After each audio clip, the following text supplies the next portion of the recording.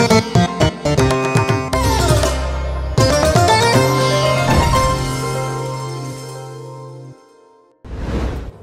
मित्रांनो, येशू ख्रिस्ताच्या नावाने माझ्या शुभेच्छा. तुम्ही बरे आहे ना? सर्व ठीक आहे का? दररोज तुम्ही निरोगी, आरोग्यदायी आणि आनंदी असावे, हेच येशूची इच्छा आहे. तेच तो तुमच्याशी बोलत आहे. ठीक आहे, हे मागे काय आहे? तंबू सारखे दिसत आहे. हे प्रार्थना तंबू आहे. तुम्हाला लिहिलेले दिसत असेल. सेवकाईच्या प्रारंभी देवाचे घर बांधायला सुरुवात केली होती 1980 मध्ये. मग प्रभू म्हणाले की ही प्रार्थना तंबू तुमच्या प्रार्थनेतूनच बांधली जावी, तुमच्या अश्रूंमधूनच हे बांधकाम व्हावे, असे प्रभूने एक सल्ला दिला. एक प्रार्थना तंबू उभा करा आणि त्यात प्रार्थना करा, असे प्रभूने सांगितले. त्याप्रमाणे हे इमारत म्हणजे प्रत्यक्षात बांधलेली इमारत नाही. या मंडपाच्या आत एक कापड लावलेली आहे.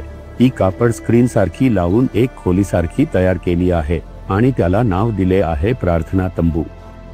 प्रार्थना तंबू असे नाव ठेवून त्यामध्ये खास वैयक्तिक प्रार्थनेसाठी 24 तास चेन प्रेयर चालू असतो. रात्रंदिवस आम्ही प्रार्थना करतो. एक व्यक्ती येऊन प्रार्थना करता. भाऊ आणि स्त्रिया दिवसा येतात, प्रार्थना करता. रात्री पुरुष प्रार्थना करतात. ना थांबता चालू असतो. अशा प्रकारे 24 तास प्रार्थना सुरूच असते. देवाचे घर बांधले जावे आणि सेवा कार्यासाठी विनंत्या दिल्या जातात. हे एक विशेष स्थान आहे. नंतरच एक इमारत बांधायची हे ठरवले आणि छोटे प्रार्थना तंबू इथे उभारलेले आहे.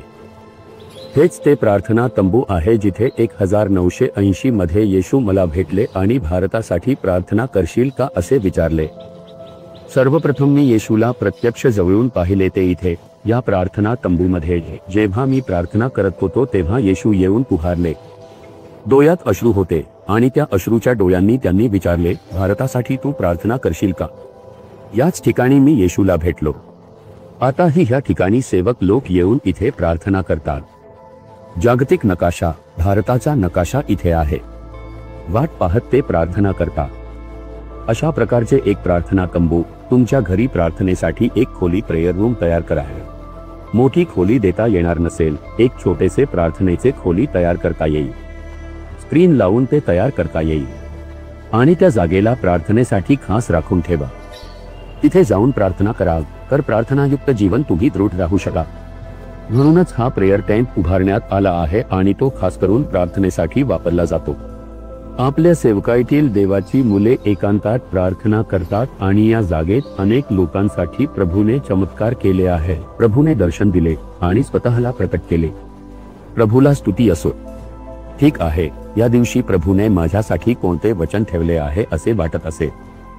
स्तोत्रसंहिता 66:12 मध्ये एक मनोहर वचन सांगितले आहे. अग्नीत व पाण्यात सापडलो तरी तू आम्हाला बाहेर काढून समृद्ध स्थळी आणलेस. आमेन. आम्ही आग आणि पाण्यातून पार झालो आणि आता तू आम्हाला समृद्धीच्या स्थळी आणून ठेवले आहे. आमच्या सेवकाईसाठी हे योग्य वचन आहे. मी ते विचार करतो, आम्ही खरेच अग्नी आणि पाण्यातून पार झालो. इस्रायलचे लोक लाल समुद्र पार केले का? होय, त्यांनी अग्नी म्हणजेच सर्व संकटे, संघर्ष आणि क्लेश पार केले.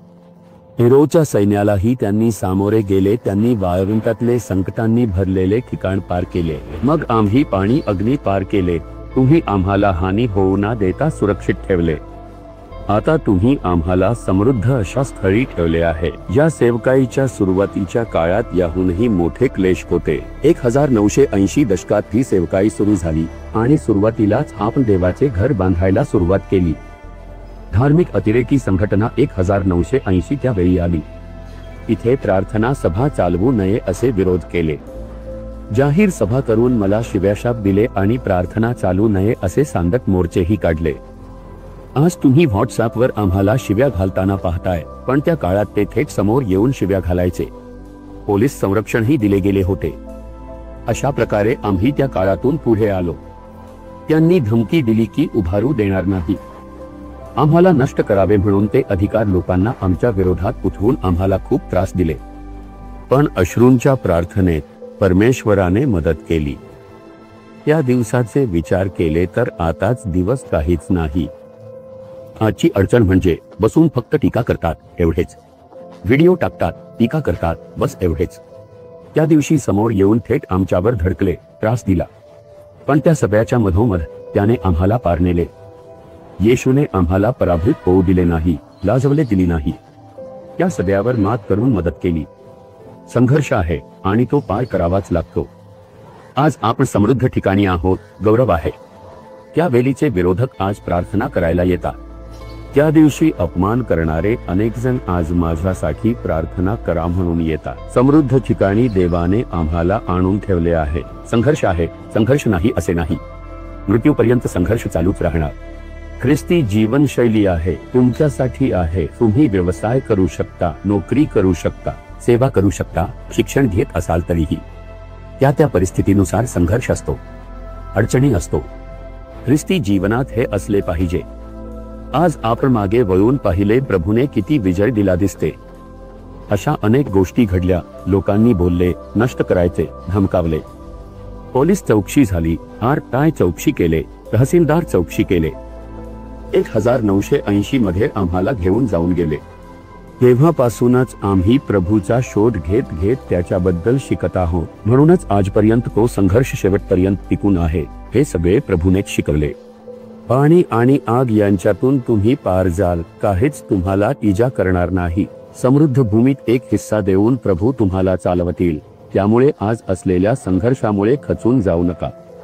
तुम्ही पार करून जाल. समृद्धी तुमच्यासाठी ठेवलेली आहे. तुम्ही समृद्धी पाहणार आहात, आशीर्वाद पाहणार आहात. आनंदात रहा आणि आता प्रभूला म्हणा, प्रभू तुम्ही मला आग आणि पाण्यातून पार होण्यासाठी कृपा दिली, त्यासाठी धन्यवाद. समृद्ध ठिकाणी तुम्ही मला वाटा दिला आहे. माझ्या आयुष्यात, माझ्या कुटुंबात, माझ्या व्यवसायात, प्रभू माझ्या सेवेमध्ये, माझ्या कार्यात मी समृद्धतेचे दिवस पाहणार आहे. त्यासाठी धन्यवाद, धन्यवाद. येशूच्या नावाने आमेन. आमेन.